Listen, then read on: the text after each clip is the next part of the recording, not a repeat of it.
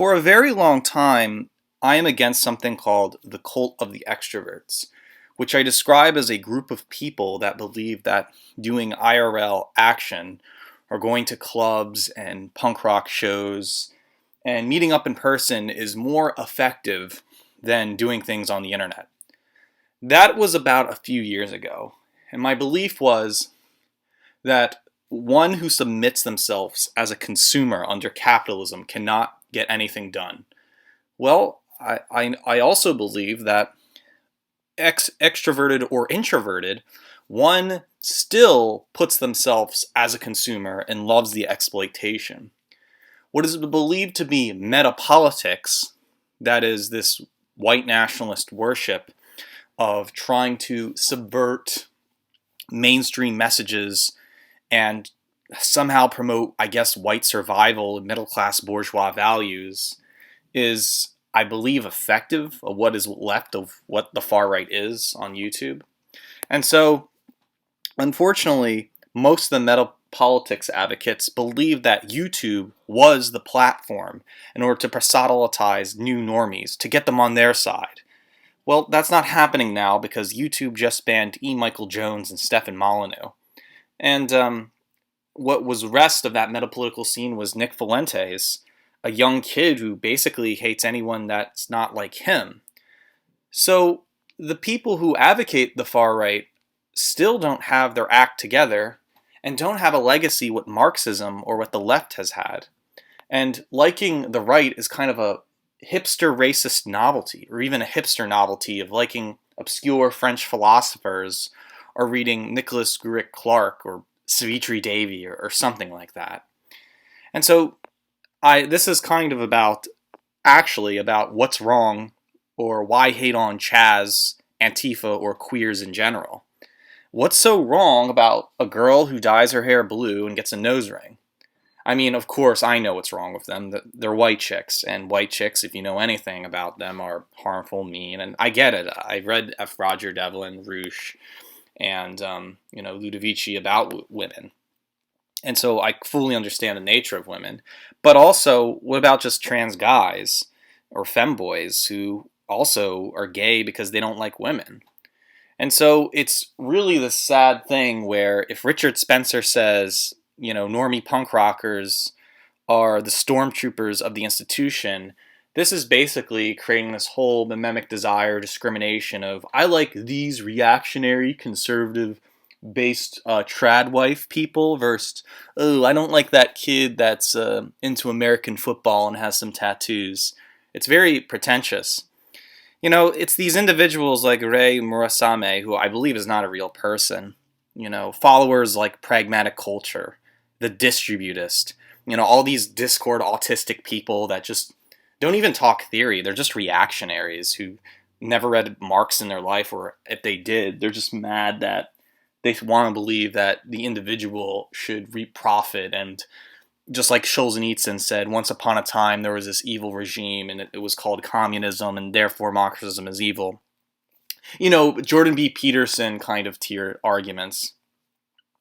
But it's these same people who hate on people, loyal people like Curt Doolittle, who has a 4th of July speech. One of his friends, John Marks, was there. This whole Nick Fuentes fake pseudo-Catholic identity appears in Richmond. Curt Doodle has this funny, autistic, somewhat speech about the world, which is cool. I wish he said that every people comes in every color, but that's a different story. But he says this speech, and I guess he says Black Lives Matter, and then you have dumb people like No White Guilt. By the way, this isn't hate speech. No White Guilt is insane. And I can challenge him into a fight or beat him up if I was Black Bloc, do a Richard Spencer punch to him. But it's people like No White Guilt that constantly points fingers and acts like an extremist hotep, but he's white, on the internet. And I guess he wants to protect his Ocean City, Wildwood, New Jersey culture and have a bunch of 13-year-old white girls shopping at the mall. And that's what I guess white nationalism is about, right? And he should hate on Doodle because he simply says Black Lives Matter. Well, I mean, I think black girls who like anime and listen to Beach House are cute. wouldn't Black Lives Matter for those types of blacks? And of course, I'm not talking about mean black people, but certainly Black Lives Matter if we're talking about cute black girls or intelligent black guys like Bernard from Craig by the Creek, you know? But again, this is the reason why metapolitics is failing.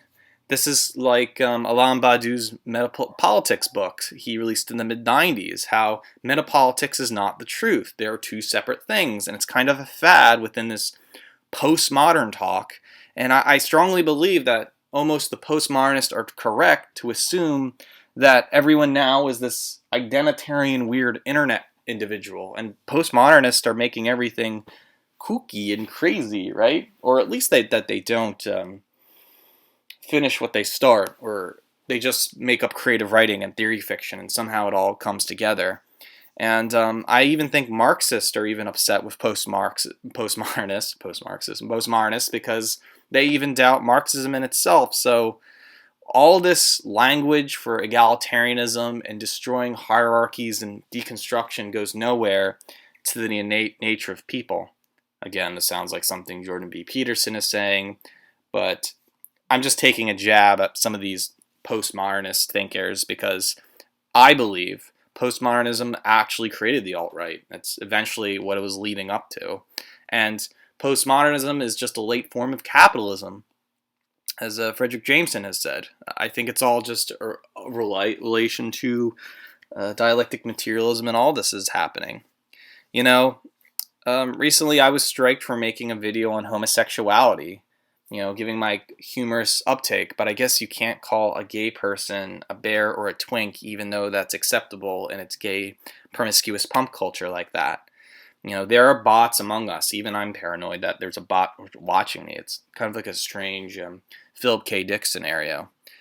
But I want to go back to the queer condition about CHAZ, Antifa, and queers, and what it means to have, again, back to the cult of the extroverts, what it has to have no internet, live in Bushwick, Brooklyn, or Fishtown, Philadelphia. You're making cassette tapes. You have a trans girlfriend and a fat Mexican drummer, and you're in a noise band. And I think there's like those three groups of people. You have the gentrifiers from the suburban area of that state. You have normie cosmopolitans who come from like Denver but moved to New York City, and they're the worst type of people. Neoliberalism plus capitalism.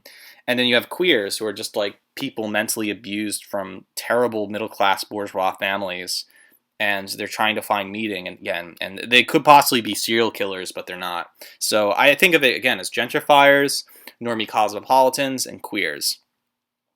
And so most of these people are not plugged into the new YouTube world. They'll see a book with fascism on it, and then they'll have a burning at their Cincinnati punk house because, fascism is a bad name. Or like, even if people like Celeb, is it Celeb? Or Calpin, Malpin, Celeb. I was made fun of because I slur my speech sometimes. But you know what I'm saying. Malpin even talks about autostrasserism and how leftists call each other Strasserites because they have one remorse of talking about race. They're, somehow evil or fascist or something. And again, I think there's three aspects of this that people refuse to talk about. Race, sexuality, and the working condition. It seems like the right just wants to talk about racial issues. Seems like the left just wants to talk about working issues.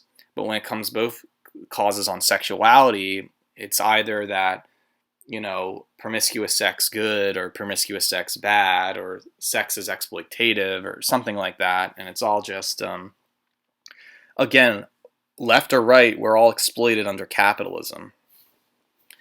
Maybe I'm just going on a digression there, but I really want to hit on the part that why isn't more people into Robert and Human of Realicide? Why isn't Robert and Human more popular? Or the Breadtube scene with Ray Education, Bausch, or Non-Compete, or any of those individuals, Danky Kang, I think CHAZ, Antifa, and queers, there shouldn't be these cringe compilations, why they're bad people. They should be on this side. And I think that's happening. The far right's already making blue-haired, nose-ring chicks who say, ew, get off my Tumblr, you don't like Julia Evola, or something like that. And this is, again, in relation to decay, society, what white people really are, because every single white person is a secret SJW. And what they're doing is being anti-white. You are anti-white if you hate on CHAZ, Antifa, or queers. That's right. You are anti-white if you hate on CHAZ, Antifa, or queers. Again, I think white, not as European descended people, but more in the E. Michael Jones, that white is a bourgeois class structure, and really you should say you're Italian, French, Irish, Polish, Hungarian, whatever, or just a white American settler in that.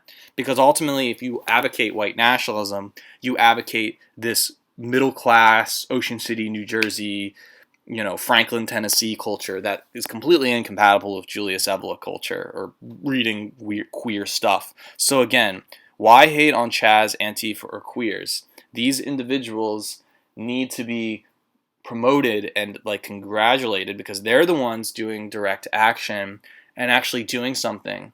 Some of them, and again, not to promote the cult of the extroverts, but maybe there needs to be a platform for these people, because it seems like this ivory tower middle class YouTube land doesn't understand why people act certain ways. What does it mean to feel hated?